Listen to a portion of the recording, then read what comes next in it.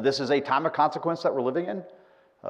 This is probably the decisive decade of all of our lives that we're living through. This is, as you said, a federal, state, and local conversation. It's a very important one. Next slide.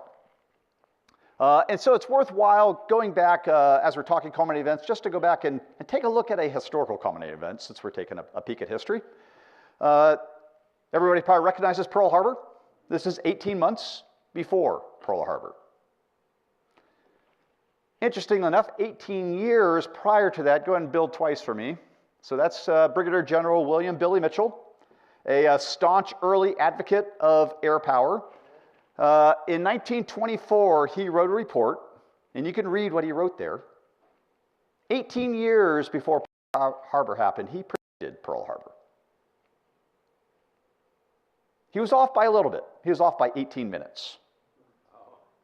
We didn't listen to him. Go ahead and get to the next slide.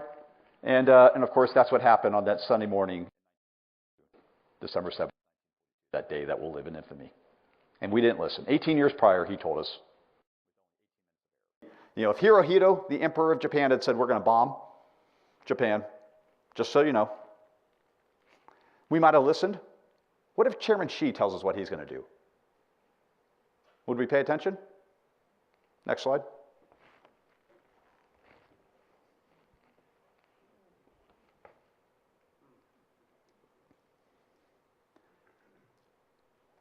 And so that 2027 date is the latest date. And I'm going to show you the growth that China has made towards that 2027, and it is absolutely staggering. So go to the next slide for me, please. Chairman Xi, he likes to call himself president, but he was not elected. He is the chairman of the Chinese Communist Party. So I insist on calling him Chairman Xi and not President Xi, as he wants to legitimize himself with that title. So Chairman Xi is actively pushing back against the international rules-based order that has kept the relative peace, despite the threat of the Cold War, kept the peace, the relative peace and prosperity of the global world order since the end of World War II. And Chairman Xi, in his mind, the West is in long-term decline, and China is in ascendancy, and it is now is the decade, in Chairman Xi's mind, when China will realize its 6,000-year rightful legacy to be the sole dominant power of the world and write the rules-based order on its terms. In its mind, after World War II, the international rules-based order that exists, those rules were written by the West, in Chairman Xi's mind, to our own advantage. And they're designed to keep China in this box. And that is by no means the case, but that's how he sees the world. And he has aggressively created a force to be able to insist on their way of seeing the world. And we're trying to deter that and counter that. Good morning. Welcome, distinguished guests, elected officials, community members, and concerned citizens. My name is Dr. Jennifer Zellett, and it is my privilege to serve as the superintendent president of Antelope Valley College. As a college focused on service, we are so pleased to host today's forum, and we recognize the serious duty that comes with the privilege of service. We are here today to discuss the importance of preparedness and begin a crucial community conversation. I once read, fear could mean two things: forget everything and run, or face everything and rise. The choice is ours. I want to thank Brigadier General Wickert and Edwards Air Force Base Civilian Military Support Group for their vision in bringing this conversation to the fore so that in an emergent situation, we will rise. On behalf of the Board of Trustees of Antelope Valley College and the students, classified professionals, faculty, and administrators who make this a vibrant community, I welcome you to today's conversation and look forward to partnerships that deepen and strengthen our community. Welcome. This is an important conversation, and that's what I want to do. Well, I'll spend a little bit of time just kind of putting into context the time that we're in right now. But then this is really, as Congressman Fong said, this is really the start of a conversation. Civ Mill, thank you so much for really pulling this all together. This is a very, as Congressman Fong said, as Assemblyman Tom Lackey said, this is an incredibly important conversation to have. This is a time of consequence that we're living in. This is probably the decisive decade of all of our lives that we're living through. So CivMil, thank you for organizing this.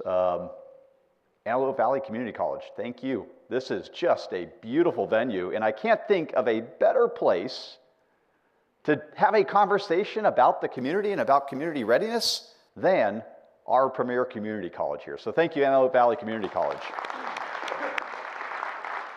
Congressman Fong, thank you so much for being here. This is as you underscored, an important conversation. And Assemblyman Lackey, this is, as you said, a federal, state, and local conversation. It's a very important one. So that's Edwards Air Force Base right there. We couldn't do what we do without this. And I wish I'd zoomed out a little bit further on this photo so that we could have captured Bakersfield and all of Congressman Fong's district. But this really is, the Aerospace Valley is incredibly important. If you go to the next slide for me, please. We couldn't do what we are doing up at Edwards Air Force Base without the community. You know, the vast majority of our folks live in the Antelope Valley. We are partnered together. That photo that we had before just shows how tightly coupled that we are. And the picture that I'm going to paint for you, the context that I want to put the time of consequence that we're currently living in, we play a very important role. We always have. So we are preventing World War III with the B-21. It's actually very easy. My job is incredibly easy. You know, part of my role is Chief Stoltz and I is to motivate the workforce to come to work, but they know that they're working on this in order to prevent the next war, deter the next war, or if worse comes to worse and it happens, that we have the capability that we need to prevail in that war. But hopefully we don't get there. It's worth taking a little bit tour before we dive in. So go ahead and go to the next slide for me, please. So here's Edwards.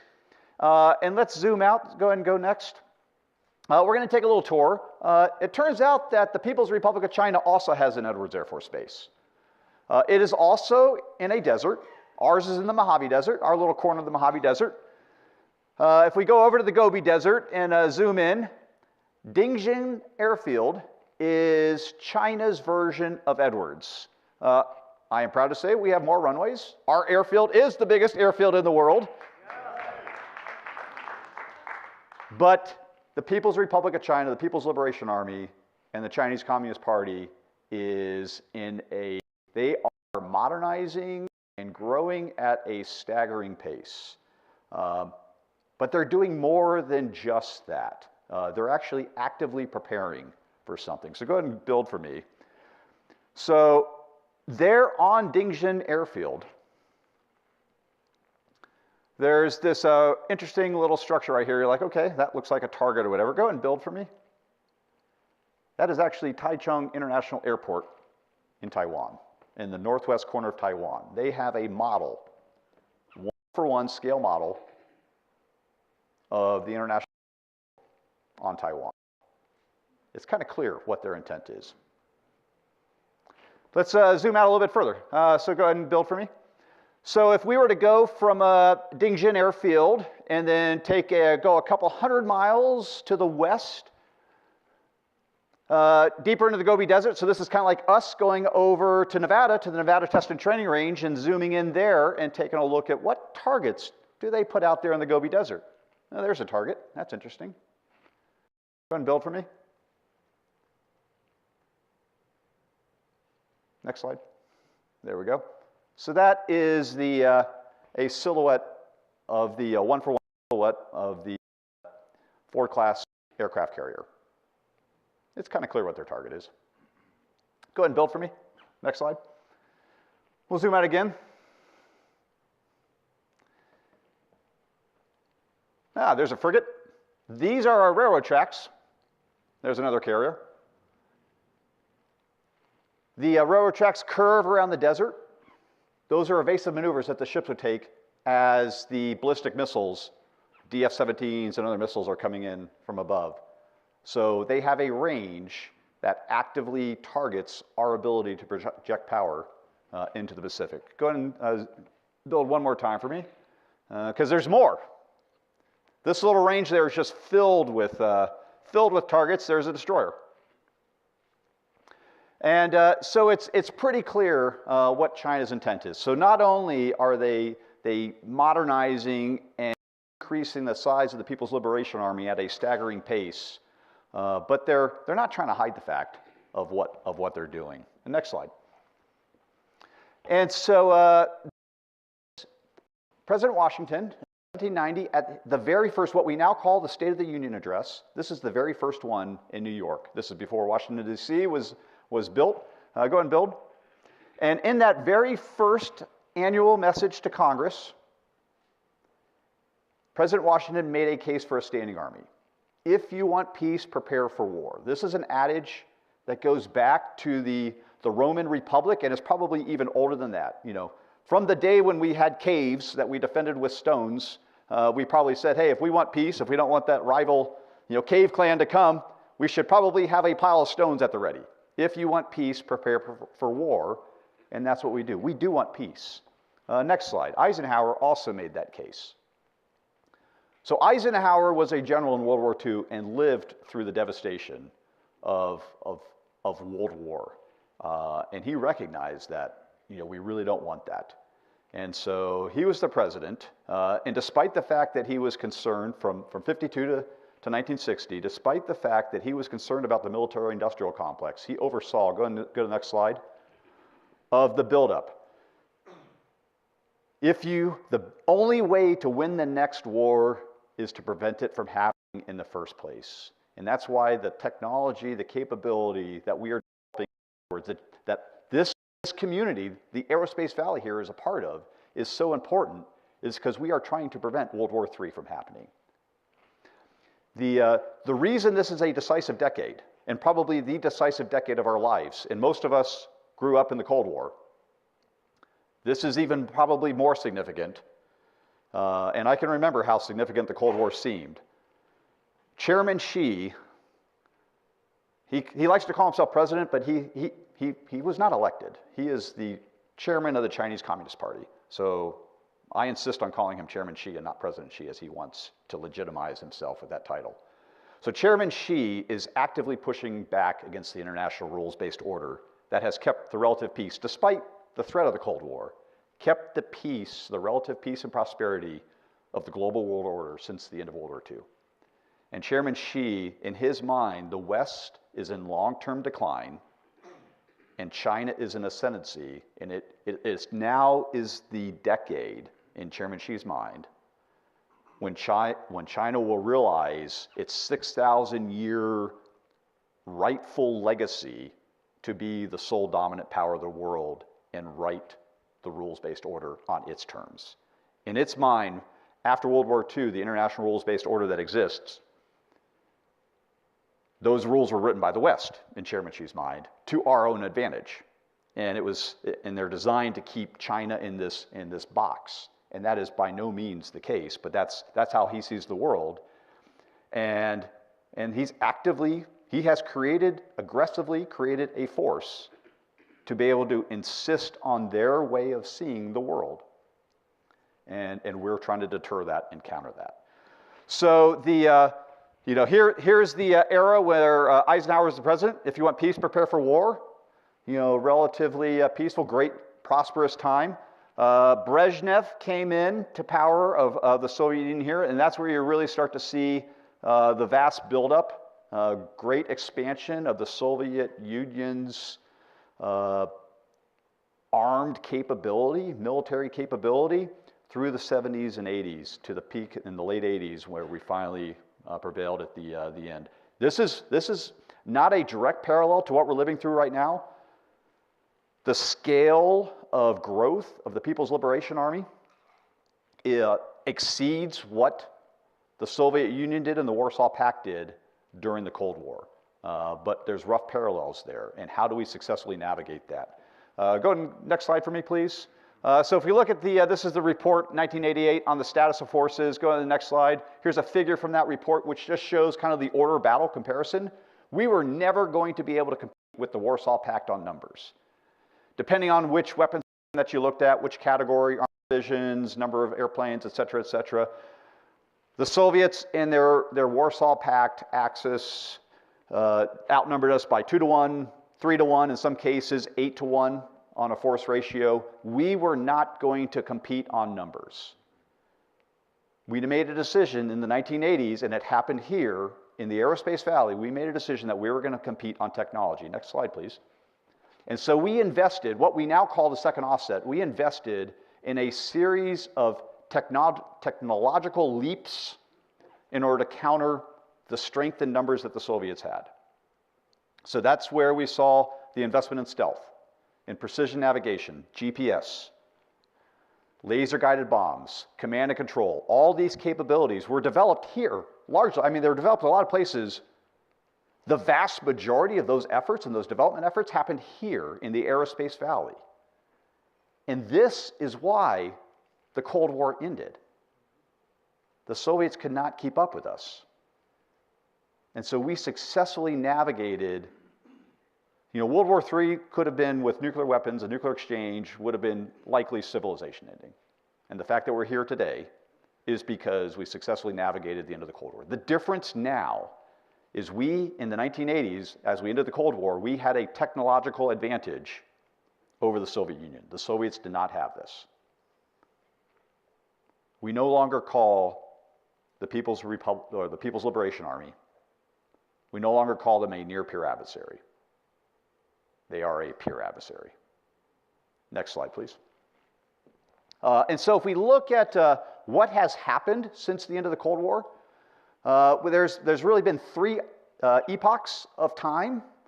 So we had the Cold War ended, and then we had this, it was the end of history. There was a book by a Japanese historian, Fukuwama, I think it was his name, I might be butchering his name, The End of History. So there was this unipolar moment where we took the peace dividend. This is the time that I was at the Air Force Academy. The Air Force was downsizing, the Armed Forces were downsizing because we didn't need it anymore. And it was actually a great momentary time, another period of great growth and prosperity through the 90s. That ended on 9/11. And so we see these three epochs were separated by two culminating events. The Berlin Wall, the end of the Cold War, was one of those culminating events. Another culminating event was 9/11.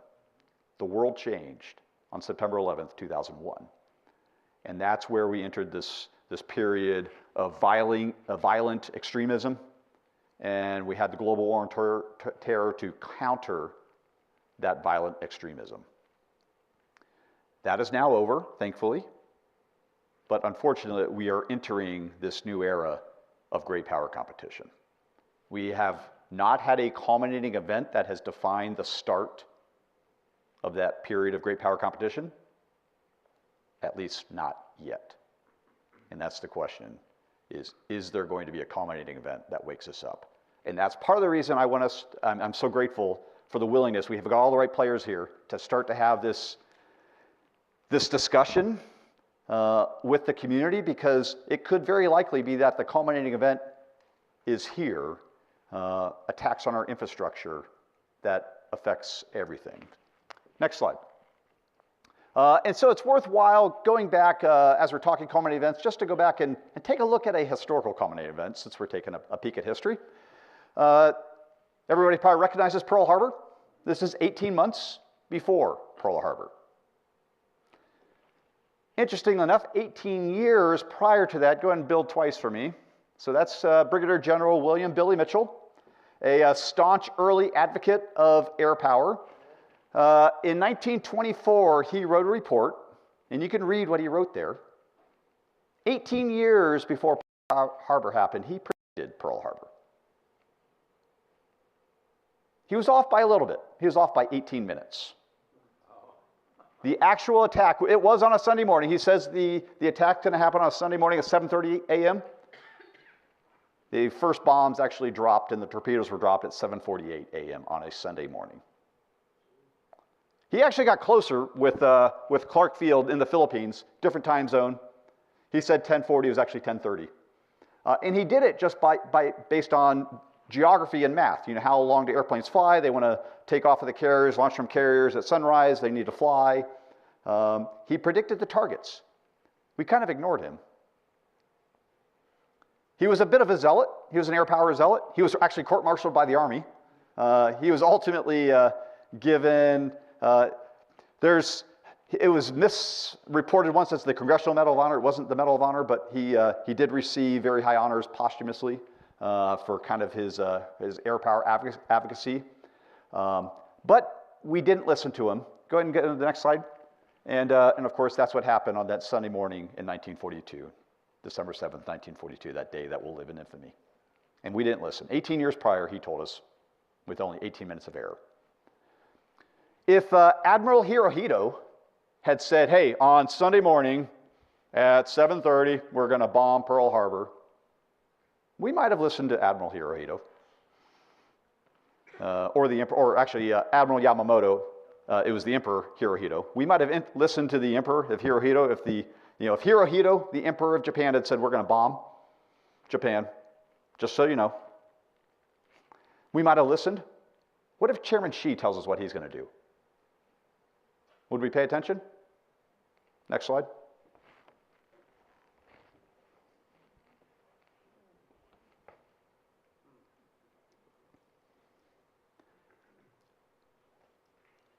So this date of 2027, actually the closer we get to it, the less worried that I am.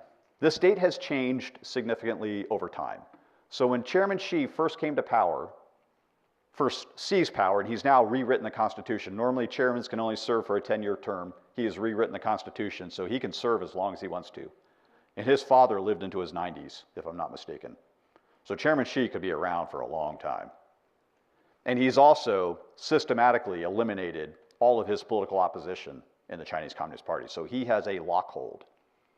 And so we don't talk about China as a nation. We talk about the Chinese Communist Party. There's a single authoritarian rule that dictates everything. It's authoritarian dictatorship. And by the Chinese Communist Party, since there is no political opposition, it's pretty much whatever Chairman Xi thinks.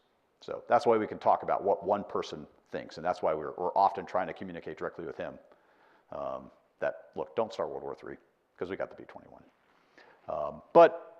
So originally in 2013, he gave the PLA, he says, I want a modern military. And then about the 2019 timeframe, he gave it 2035. And then he moved that date up to 2032. And then he's moved it forward. So he has moved it back in time to give a more aggressive target because he is afraid of an inability. And so that 2027 date is the latest date. And I'm going to show you the growth that China has made towards that 2027, and it is absolutely staggering. So go to the next slide for me, please. So here's the, and it's a bit incorrect historically to talk about a reunification of Taiwan. Except for a brief period of time, Taiwan has been an independent country. It's actually spent more time under Japanese control than it has mainland China control. It was the only reason it came under China. It was actually part of the negotiated treaty at the end of World War II that China got. But then, of course, when China had their revolution, Mao Zedong, and then the nationalist China fell back onto the island of Formosa. So it's not correct to talk about a reunification. That's the language that Chairman Xi wants us to use. It's actually a forced unification. It would be a more proper way to talk about it. But here's the challenge. It's only about 90 miles across the strait here. So there's we don't talk about, normally you have international airspace or you have waters, exclusive economic zones out to 200 nautical miles. You got 12 miles off the coast. There's an ADIZ that's typically, out there several hundred miles. You don't have that territory there. So we talk about the median line. And I'll show you the stats of how frequently the People's Liberation Army is violating that line. But here's the challenge, is how do you get all your forces from here over to here? That's why Taichung Airport sits right there. And this is a translation. So this is a screenshot from an internal People's Liberation Army plan. And you can see all these ports here. That's part of the challenge. There's only 5 deep water ports on the island of Taiwan. Of course, they're heavily defended, which is a good idea, right? If you want peace, prepare for war. But China's got a plan for that. Next slide. So you don't need a deep water port. So this is a new satellite imagery from just a couple weeks ago.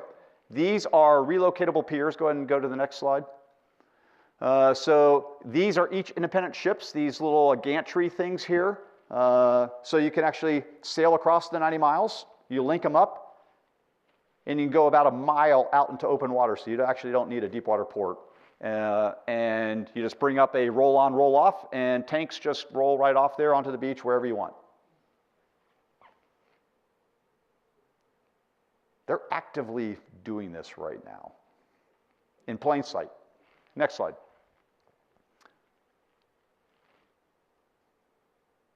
This is their shipbuilding capacity. They have 200, there's dozens state-owned shipyards in China.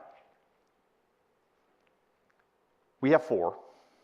They have 230 times the capacity.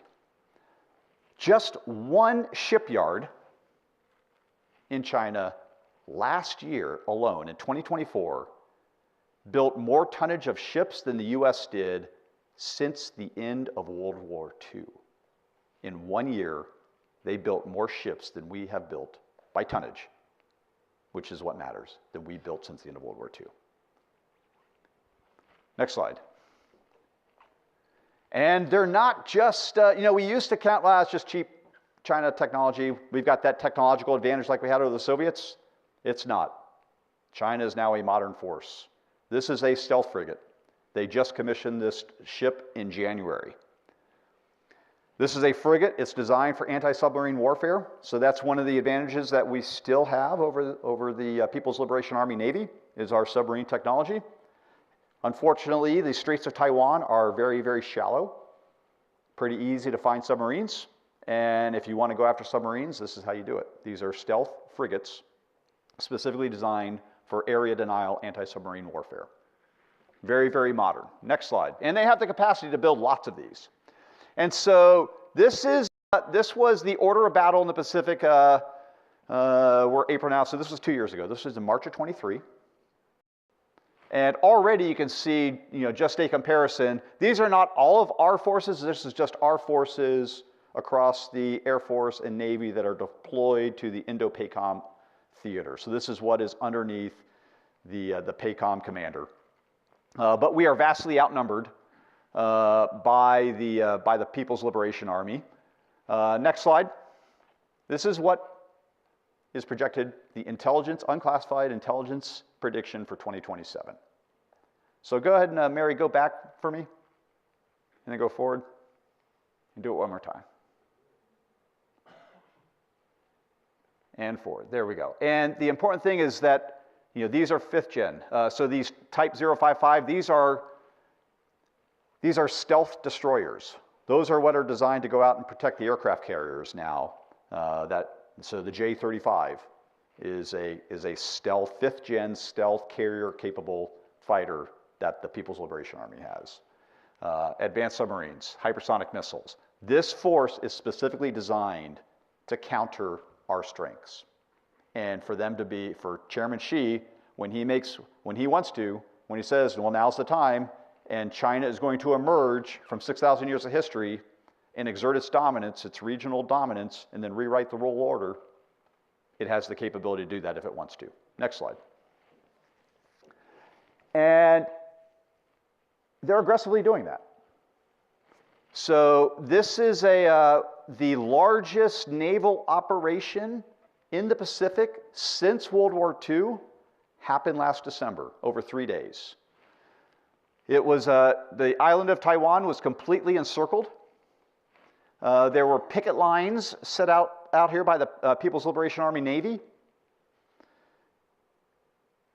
Normally, so for example, when we do RIMPAC, we announce years in advance, hey, we're about to do RIMPAC, big exercise, coalition allies. We're all going to partner together, and it's going to happen 3 years from now. We plan for it. Everybody knows it's going to happen. People steer out of the way. China just did this without telling the world what it's doing. It could have been the start. In fact, for a while there, it looked like the invasion had started because the Navy just showed up and they surrounded Taiwan. Did they just blockade the island? So that was the largest naval operation, close to 100 Navy ships in coordination. Here are all of the events since 2021, all the operations, to include just last month as well, all these dots right here. Again, unannounced until it started, the People's Liberation Army Navy put 3 ships between Australia and New Zealand and started launching live missiles, doing live fire exercises. Now, they did tell Australia when they started firing. They said, hey, oh, by the way, we're going to be out here doing a live fire exercise. Australia had to reroute commercial air traffic that was already in the air to avoid the area. Again, no warning whatsoever. After they got done firing those missiles there, those 3 ships actually then sailed all the way around Australia before they went home.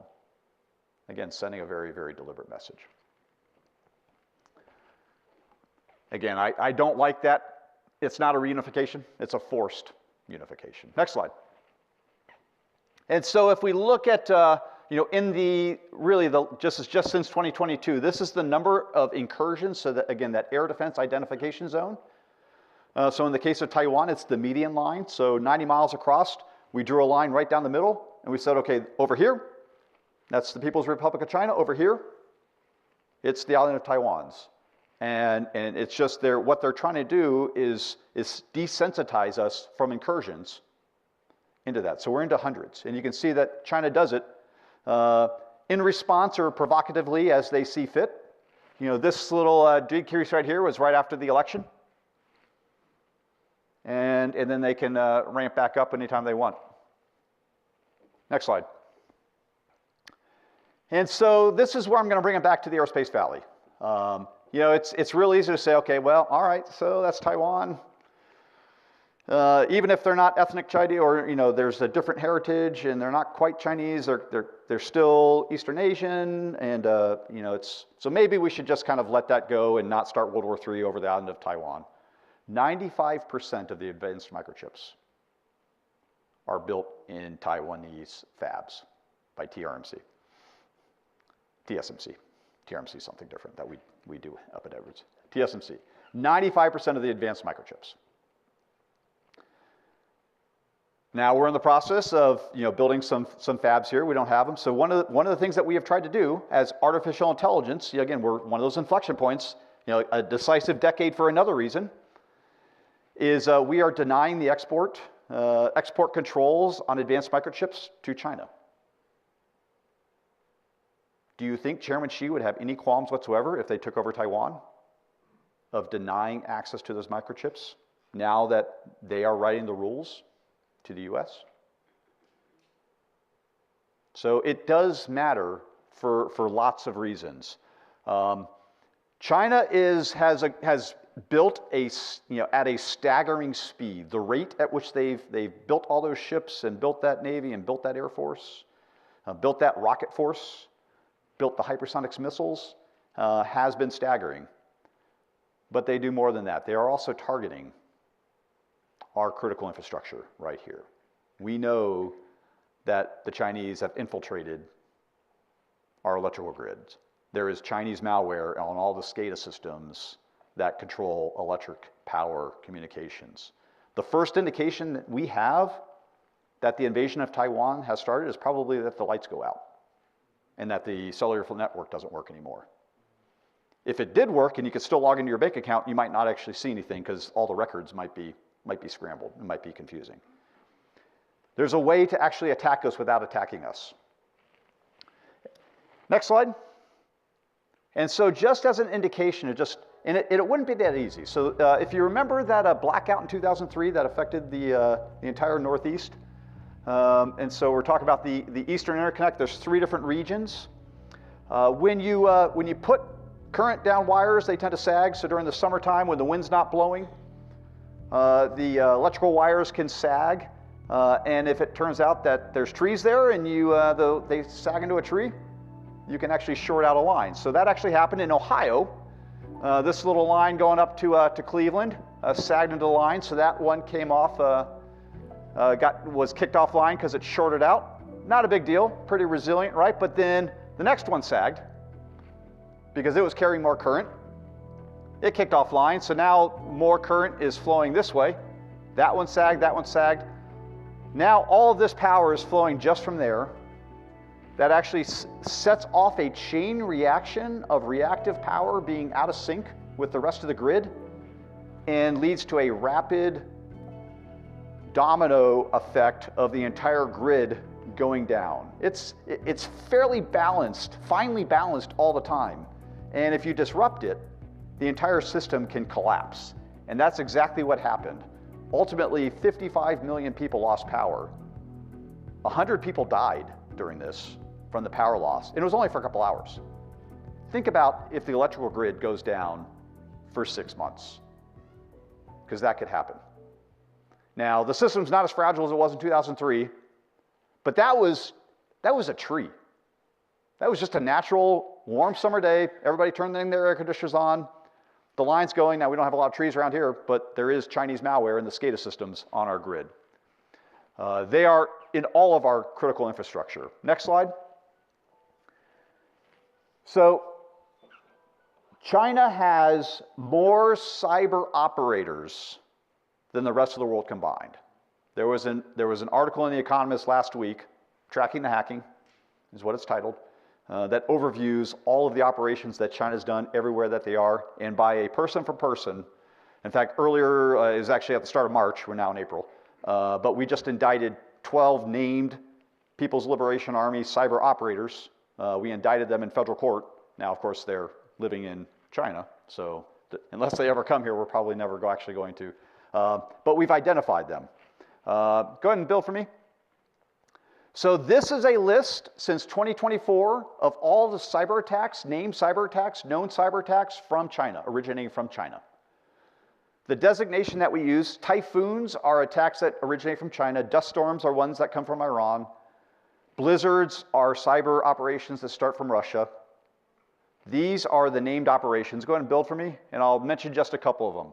So Volt Typhoon, we've known about since 2019, 2020 timeframe. This is Chinese malware in all of our critical infrastructure: water, electrical, communications, oil, air traffic control. They're in the SCADA systems. We know that they're there. We can't actually get them out. So that's Volt Typhoon. We've known about that one for several years now. What just emerged late last fall, Salt Typhoon. Salt Typhoon, we know it's been going on since 2021. This is 9 different US telecoms companies have been acknowledged that the Chinese have gotten access to their servers and have complete phone records of all of the phone calls from those telecommunications, to include my government phone, to include when he was candidate for president, candidate Trump, Mr. Trump. They have all of his records for the last 4 years. Vice President Kamala Harris records they had. The vice presidential candidate at the time, Mr. Vance, they had his phone records. So they know every single person that every government phone, as well as everybody else's, has had. That is deeply concerning, particularly as you look, just how often we are using messaging apps and other types of things. There's concern about if they're CIA operatives, and who have they called, and who have they called in China, and so maybe that we've just uncovered Human. So that is Salt Typhoon, and we still can't kick them out. We know that there's 9 telecommunications companies that are affected. We know that they're still in the system. Once you have admin privileges, it's very, very easy to hide. This is what is known as advanced persistent incursions. And it's something that all those cyber operators in China are very, very adept at doing. The newest one was just named last month, Silk Typhoon. This is China's cyber operations targeting our cloud services. Anybody use Microsoft Teams for anything? Amazon Web Services?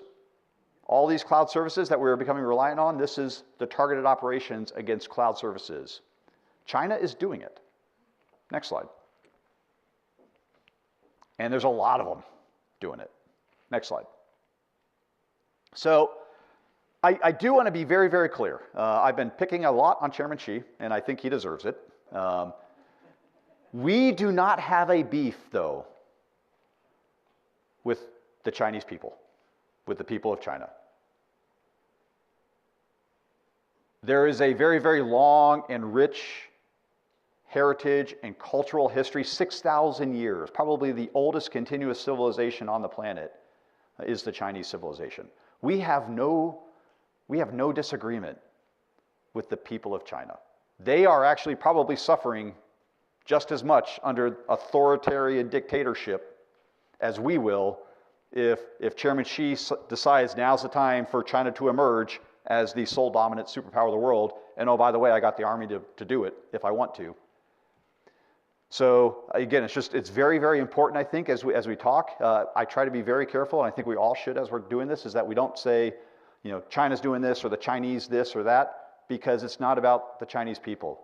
I consider ourselves, we're probably on the same side. They probably don't like living underneath authoritarian, communist, you know, Chinese Communist Party leadership. It is specifically, we are trying to change Chairman Xi's calculus with what we're doing up at Edwards Air Force Base with the capability that we're developing. And it's also a dire picture. I am actually optimistic still. Next slide. The other reason that I'm optimistic is because we're actually talking about it right now. So just like those cavemen, you know, even before the Roman Republic, where they were stacking up their stones at the entrance to the cave just in case that other, you know, cave clan came by. We are preparing for war right now, and that's part of the conversation that we're going to have here, and that we're going to continue to have. And again, I love the way Congressman Fong said it, and Assemblyman Lackey is like, this is just the first conversation of an ongoing dialogue that we need to have about how do we be ready. Because the more ready that we are, the more likely we are to change Chairman Xi's calculus. If we were an easy pushover, if we weren't prepared at all, it's a whole lot easier if I'm Chairman Xi and I'm going through my calculus of like, oh, do I start World War III or not? If we were an easy pushover, it's much more likely to happen. And so we've got to be strong enough, resilient enough, ready enough, and prepared enough that we change his mind about, is today the day to start World War III?